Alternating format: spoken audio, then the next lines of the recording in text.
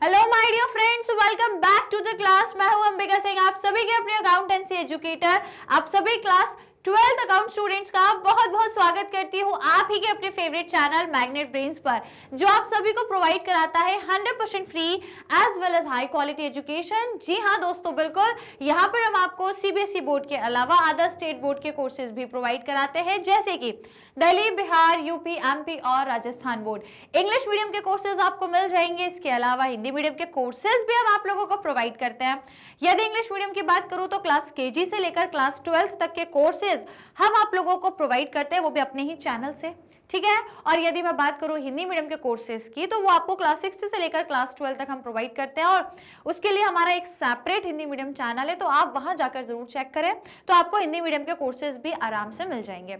और यदि मैं बात करूं स्टूडेंट्स ई बुक्स और ई नोट्स की, तो हम आप लोगों को प्रोवाइड करते हैं, और उसका लिंक जो है नीचे डिस्क्रिप्शन बॉक्स में दिया हुआ है, आप जाकर के चेक कर सकते हो, और आप आराम से ई बुक्स और ई नोट्स को अवेल करके लर्निंग कर सकते हो, घर बैठे बैठे बढ़िया पढ़ाई कर सकते हो, ठीक है। और इसके अलावा यदि चैनल की बात करी जाए तो इसमें कोई शक नहीं है कि इंडिया का number 1 free online learning platform, the one and only Magnet Brains, जो आप लोगों को full and complete organize course provide कराता है, और एब्सोल्युटली फ्री ऑफ कॉस्ट में, जहां पर हम आपको बहुत सारे प्रैक्टिस क्वेश्चन सॉल्व कराते हैं।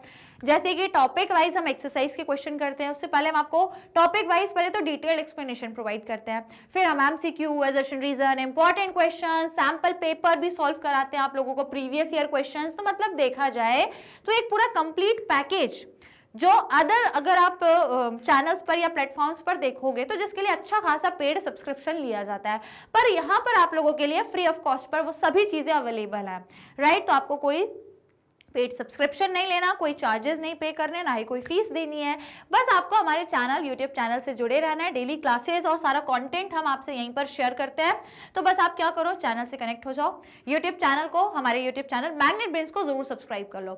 ऑलराइट, तो यदि कर लिया तो आइए फिर जल्दी से सेशन को लाइक और शेयर करो, सो दैट हम अपने सेशन को आगे बढ़ाएं। शुरू करेंगे फिर अपने सेशन को, जो कि आज आप लोग के लिए मैं लेकर आई हूँ एक बहुत ही बढ़िया सा topic.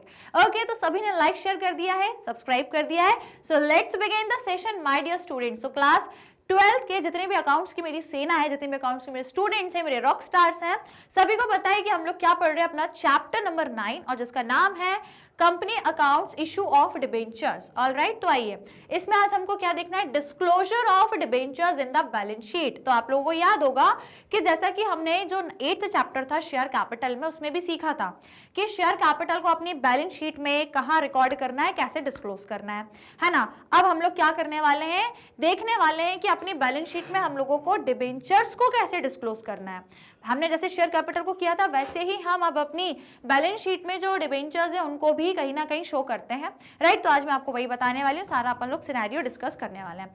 So are you ready guys? क्या आप सभी तैयार हैं? तो शुरू करें सेशन को। सो आइए students, let's start the session. शुरू करते हैं बढ़िया तरीके में, धमाकेदार तरीके से। आ जाइए भैया, क्या देखना है, disclosure of debenture in the balance sheet.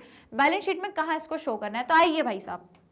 अच्छा, उससे पहले मुझे एक बात बताओ कि शेयर कैपिटल को हम बैलेंस शीट में कहां शो करते थे, इक्विटी एंड लायबिलिटी में, अंडर शेयर कैपिटल। उसमें भी क्या लिखते थे, सारी जो भी कैपिटल्स होती थी वो, ठीक है।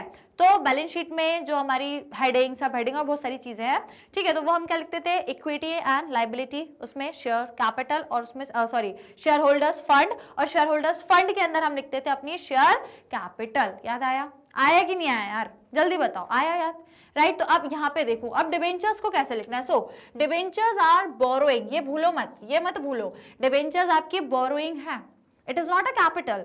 यदि ये कैपिटल होती तो शेयर होल्डर्स फंड में जाती और फिर इसको कैपिटल में लिखते, पर this is not a capital, this is a borrowing, ये आपकी उधारी है, जो पैसा आपने लिया है, ठीक है, तो ये बोरोइंग है। और क्या है फिर, एक लायबिलिटी, क्योंकि जब भी आपने, देखो आपको याद होगा, मैं आपको यहाँ पे बताती हूँ, हम बैलेंस शीट बनाते हैं, है ना, मैं आपको बना के भी बताऊंगी। हम बैलेंस शीट बनाते हैं स्टूडेंट्स, तो हम क्या करते हैं, सबसे पहले नंबर 1 इस तरीके से लिखते हैं बैलेंस शीट। सपोज करो ये बैलेंस शीट बन रही है ना, ये बैलेंस शीट बन रही है, हम क्या लिखते हैं यहाँ पे नंबर 1 क्या लिखते हैं, इक्विटी एंड लायबिलिटी, है ना, ये लिखते हैं हम सबसे पहले, इक्विटी एंड लायबिलिटी। अब इसके अंदर हम लोग नंबर 1 क्या लिखते हैं, अपना शेयर होल्डर्स फंड,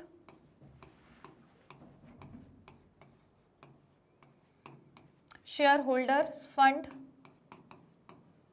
और इसमें भी हम यहाँ पे नंबर ए क्या लिखते हैं, अपनी शेयर कैपिटल लिखते हैं। जो भी हमारी शेयर कैपिटल होती है, कंपनी जो शेयर कैपिटल से, शेयर के माध्यम से जो कैपिटल लेके आती है, वो हम यहाँ पे लिखते हैं।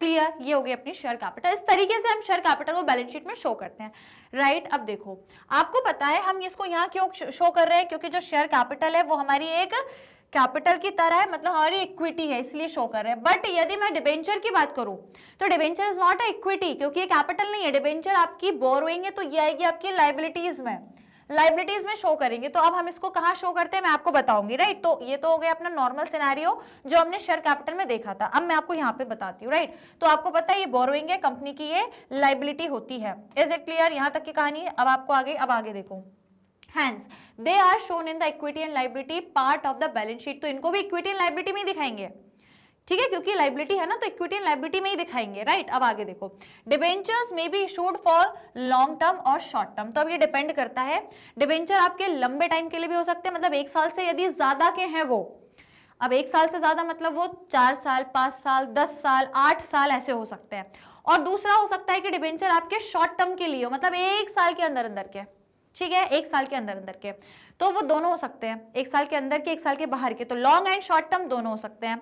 दस दे आर शोन एज इधर लॉन्ग टर्म बोरोइंग और शॉर्ट टर्म बोरोइंग। तो इनको अगर ये लॉन्ग टर्म के है तो लॉन्ग टर्म बोरोइंग में दिखाना, कहाँ दिखाओगे, इधर in long term borrowing under the head non current liability. समझ आया, मैं भी आपको बताती हूँ, अभी मैं आपको वो भी बताऊंगी, ठीक है। तो कहाँ पे शो करना है, क्योंकि ये लायबिलिटी है। और यदि आपने, देखो मैंने आपको बताया कि यदि आपने इसको 2 तरीका है, या तो आप इसको लॉन्ग टर्म के लिए करते हो या फिर आप इसको शॉर्ट टर्म के लिए डिबेंचर इशू करते हो। दोनों केसेस हैं आपके ना, या तो लॉन्ग टर्म के लिए शो हो रहा है या फिर शॉर्ट टर्म के लिए हो रहा है। अब लॉन्ग टर्म के लिए यदि है तो ये क्या है, आपकी लॉन्ग टर्म बोरोइंग है ना। यदि लॉन्ग टर्म के लिए है तो उसको हम क्या बोलते हैं, यदि लॉन्ग टर्म के लिए किया है तो ये आपकी लॉन्ग टर्म बोरोइंग्स हैं। और उसमें भी क्या लिखोगे, अंडर द हेड, ये जो है ना आपका, दे आर शोन एज इधर long term borrowing under the head non current liabilities. कहाँ शो करोगे, नॉन करेंट लायबिलिटीज में। और यदि वो शॉर्ट टर्म बोरोइंग है तो under the head current liabilities which depend on the tenure of the debentures from the date of their issue. तो ये डिपेंड करता है शॉर्ट टर्म है कि लॉन्ग टर्म, वो हम देखेंगे, ठीक है। Now in the absence of the information, और यदि कोई इंफॉर्मेशन नहीं है तो debenture are assume to be long term borrowing only. Question में आपको दिया रहेगा कि वो डिबेंचर लॉन्ग टर्म के हैं कि शॉर्ट टर्म के हैं। तो यदि लॉन्ग होंगे तो आप लॉन्ग टर्म बोरोइंग में लिखना, नॉन करेंट लायबिलिटी में, और यदि शॉर्ट टर्म के हैं तो करेंट लायबिलिटी में लिखना, क्योंकि 1 साल के अंदर अंदर के हैं तो वो 1 साल के अंदर की लायबिलिटी होती है, तो वो करेंट लायबिलिटी है। अब कुछ क्वेश्चन में यदि कुछ भी नहीं दिया, लॉन्ग शॉर्ट कुछ नहीं दिया, तो हमेशा डिबेंचर को लॉन्ग टर्म बोरोइंग ही माना जाता है, तो उसको आप हमेशा नॉन करेंट लायबिलिटी में ही शो करना हमेशा। यदि कुछ नहीं दिया तो हमेशा वो आपकी नॉन करेंट लायबिलिटी में ही जाएगी। Is it clear. तो देखो यदि मैं यहाँ पे बताऊं तो अब आप क्या करोगे, ये तो कैपिटल का है, कहीं भी कैपिटल में डिबेंचर आपको नहीं लिखना है। आप क्या लिखोगे, इसको सेकंड पॉइंट में यहाँ पर लिखोगे, ठीक है। जो हम यहाँ पे सेकंड पॉइंट बनाएंगे उसमें हम लिखेंगे, ठीक है। सेकंड पॉइंट बनाएंगे काय का, लायबिलिटीज का,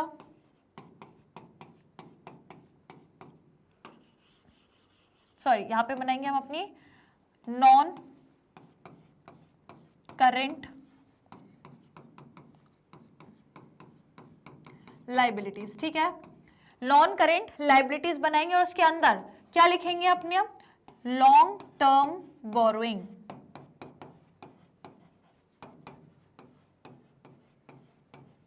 लॉन्ग टर्म बोरोइंग, यदि वो लॉन्ग टर्म नेचर के डिबेंचर्स हैं तो। और यदि वो शॉर्ट टर्म के हैं तो आप नंबर 3 बनाते हो करेंट लायबिलिटी का, बैलेंस शीट सभी ने देखी है ना।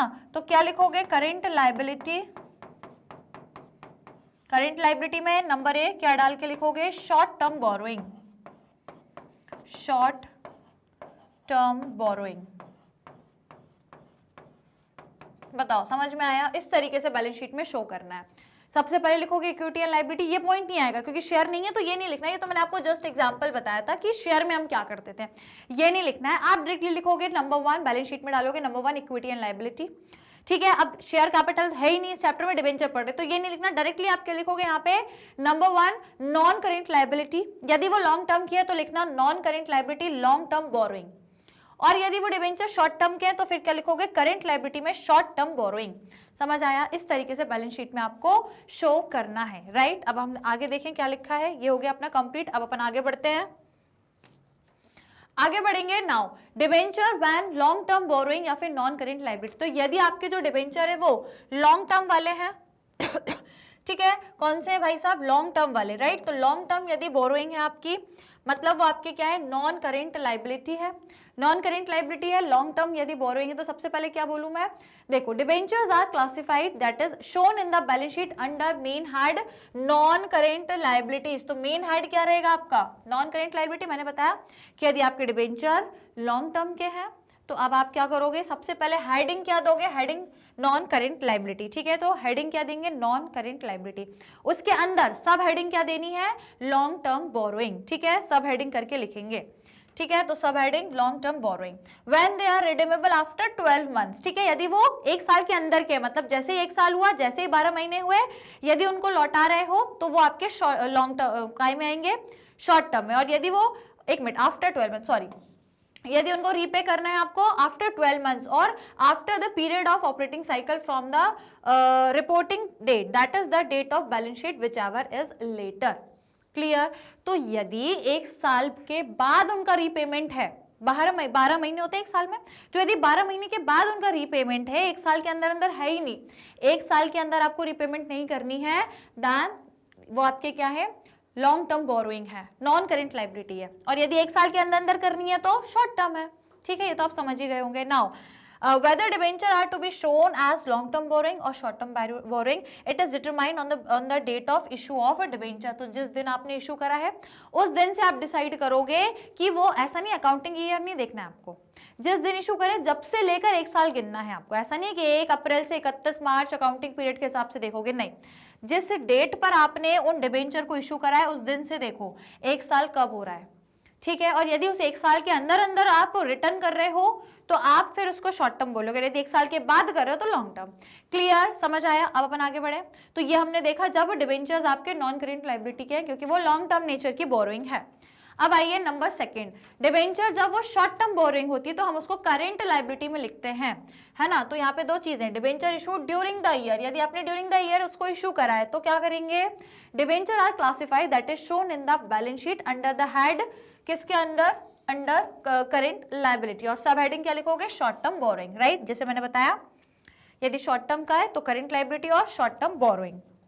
उसके अलावा यदि देखें तो when they are issued during the year and are redeemable within 12 months और within the period of operating cycle from the date of balance sheet, clear. तो कैसे देखना है आपको, शॉर्ट टर्म कि जिस दिन आपने इशू करे उसके, यदि वो एक साल के अंदर अंदर ही वो यदि रीपे हो रहे हैं, अंदर ही अंदर उसके आप क्या कर रहे हो, रीपे कर रहे हो एक साल के अंदर ना, विद इन 12 मंथ्स, मतलब 12 महीने मतलब एक साल, ठीक है। तो 12 महीने के अंदर अंदर वही डेट से चेक करना, तो या तो वो 12 महीने के अंदर या फिर जो ऑपरेटिंग साइकिल होती है ना बिजनेस की, एक पूरी ऑपरेटिंग साइकिल, राइट, उसके अंदर अंदर। अब ये ऑपरेटिंग साइकिल क्या है, ये जो टॉपिक है ना, ये हम अपने जो नेक्स्ट चैप्टर रहेगा, कौन सा वाला, जहां पर हम फाइनेंशियल स्टेटमेंट्स का एनालाइज करेंगे, उस चैप्टर में मैं आपको ऑपरेटिंग साइकिल का पूरा डिटेल्ड वो लेकर आऊंगी, वहां पे मैं ऑपरेटिंग साइकिल बताऊंगी, ठीक है।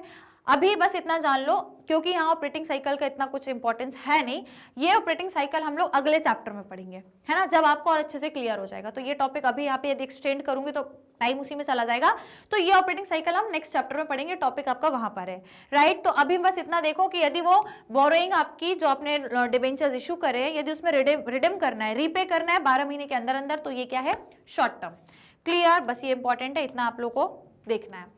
सेकेंड, यदि देखें debenture when current maturity of long term date current liability, मतलब क्या है कि यदि वो आपके करेंट मैच्योरिटी, मतलब अभी आपको यदि वो लौटाना है, अभी यदि उसकी मैच्योरिटी है, मतलब वो है तो आपके लॉन्ग टर्म डेट है, तो वो लॉन्ग टर्म के, लेकिन इसी साल अभी लौटाना है, जैसे आपने कभी पहले उनको इशू करा होगा, पहले 2, 3, 4 साल पहले करा होगा, तो वो आपकी लॉन्ग टर्म बोरोइंग थी, लेकिन अभी इसी साल उसकी मैच्योरिटी है, इसी साल देना है, तो इसी साल के लिए तो मेरे लिए वो लायबिलिटी है कि नहीं। आप देखो यदि मान लो ऐसे कोई डिबेंचर्स है जो पिछले साल, मतलब पिछले 1, 2, 3 साल पहले के थे, 3 साल से आ रहे हैं, तो ये क्या है, लॉन्ग टर्म है ना, 3 साल मतलब ये एक और मान लो, ठीक है, ये 1 साल, 2 साल, ये 3 साल, 3 साल के हैं वो, ठीक है। अब 3 साल बाद उनकी मैच्योरिटी है, तो ये 1 2 3 साल हो गए। अब इस साल उनकी क्या है, मैच्योरिटी है, यहाँ पे मुझे पैसा उनको रिटर्न करना है इस पर्टिकुलर ईयर में। तो ये है तो लॉन्ग टर्म बोरोइंग क्योंकि 4 साल का है।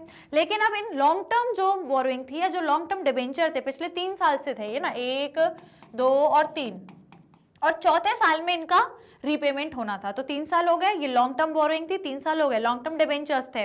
लेकिन अब इस साल मैच्योरिटी है, इस साल पैसा देना है, तो इस साल के लिए क्या हो गई, करेंट लायबिलिटी हो गई। इस साल के लिए तो करेंट लायबिलिटी है कि मुझे ये पैसा देना है, इसी साल देना है, तो इस साल के लिए ये मेरी करेंट लायबिलिटी कि मुझे वो पैसा रीपे करना है। समझ आया?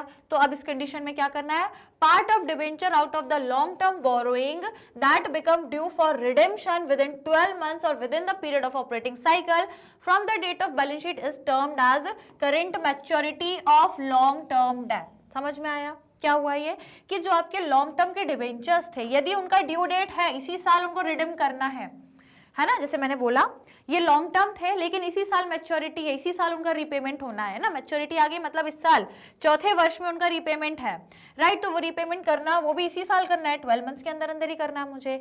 तो ये मेरे क्या है, करंट मैच्योरिटीज है लॉन्ग टर्म डेब्ट की, ठीक है।